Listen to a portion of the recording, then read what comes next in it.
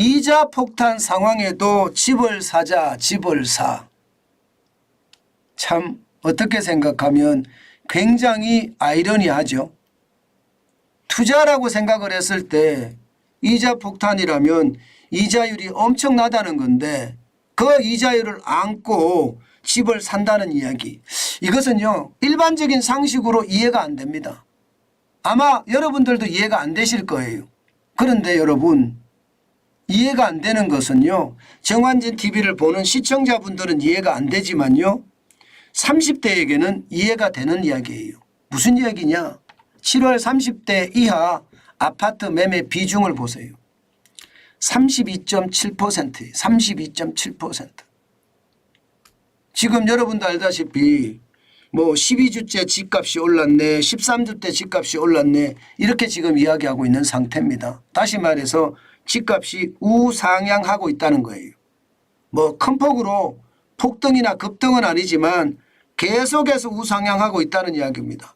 그런데 이 우상향하는 와중에 30대 영끌족이라고 일반적으로 이야기하죠. 30대 이하를. 영끌족이 아파트를 매매하는 비중이 32.7%라는 건 여러분 엄청 높은 숫자예요. 이거 역대 최고입니다. 역대 최고. 역대 최고예요. 역대 최고. 2021년이 최고가 아니고요. 2023년 7월이 최고입니다. 이게 2019년부터 이런 통계를 냈거든요. 그런데 이런 통계에 지금 역대 최고를 기록했다는 뜻입니다. 역대 최고라는 숫자는 여러분 과열이라는 숫자하고 맞먹습니다. 과열이라는 숫자하고. 저는 그렇게 생각합니다. 실제적으로 보세요. 보시다시피 30대와 29대 30대 이하가 지금 상계 32.7%예요. 전체가 7월이 36,260건인데요. 지금 30대 이하가 상가를 보면 말입니다. 이게 엄청납니다. 지금 그냥 단순하게 계산을 해도요. 11,850 61건이에요. 1861건. 그만큼 말입니다. 30대 이하는요. 그냥 집을 산다는 이야기. 집을 산다. 야, 저는 이거 굉장히 충격으로 느낍니다. 아니 여러분도 알다시피 지금 금리가 얼마입니까? 금리가 계속 올라가고 있잖아요.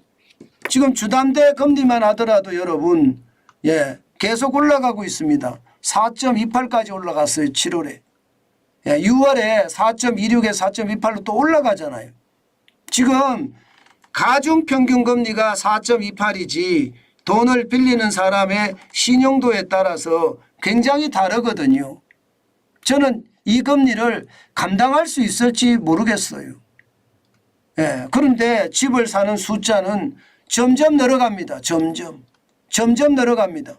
지금 당장 말입니다. 7월만 이런 게 아니에요. 8월에 들어서도 보면 지금 계속해서 서울 아파트 월별 거래량이 2,607건입니다. 적지 않습니다. 물론 역대 평균치 6,040건보다는 낮아요.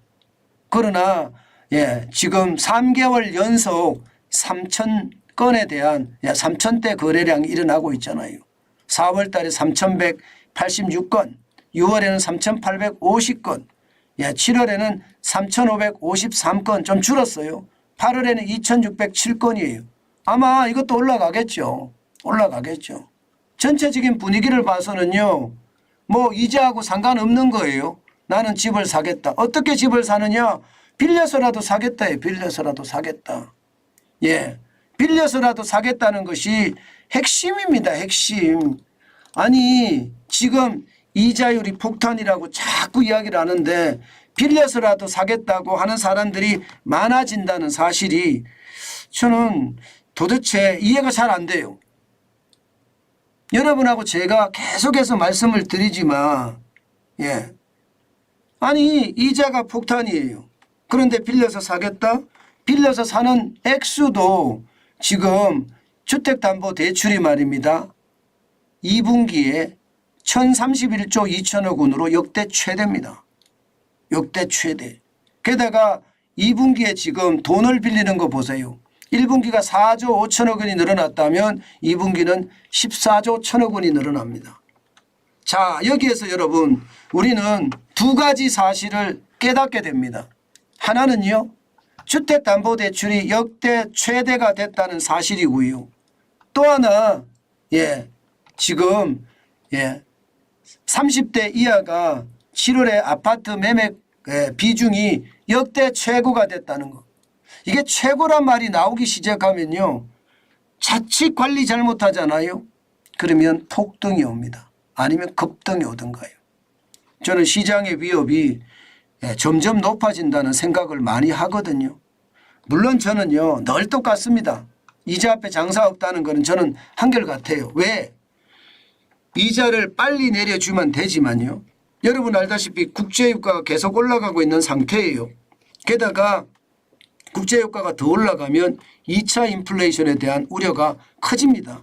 2차 인플레이션이 오면요, 어쩔 수 없이 울며 겨자 먹기로 기준금리를 올릴 수밖에 없는 그런 상황도 옵니다.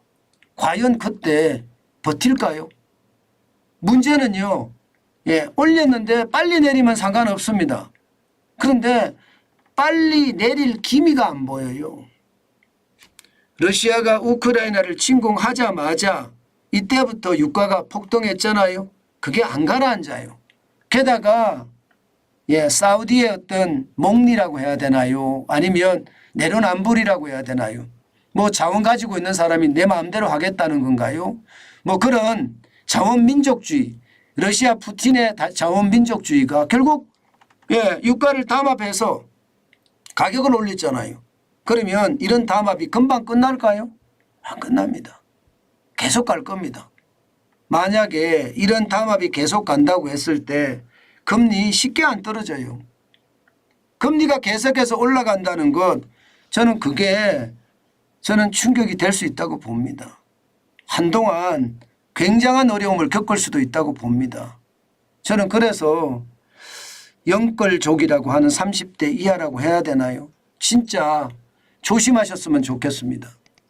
시장을 너무 쉽게 바라보고 게임하듯이 시장을 바라본다는 이야기를 저는 많이 듣고 있는데 이거 아니에요. 게다가 지난 정부와 이번 정부의 집값 인상에 대한 대응 방식이 틀립니다. 지난 정부는 대응 방식이 무조건 규제였어요. 규제. 지금 윤석열 정부는 규제가 아니에요. 시장 원리예요. 집값이 올라가면 공급이 부족해서다. 그럼 공급하는 거예요. 계속. 그러면 시장은 달라질 수 있습니다.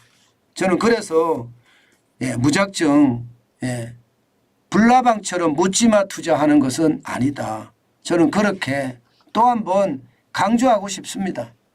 그 정도로 말입니다. 저는 시장의 위협이 점점 커진다. 저는 그렇게 보거든요. 진짜 조심하셔야 됩니다.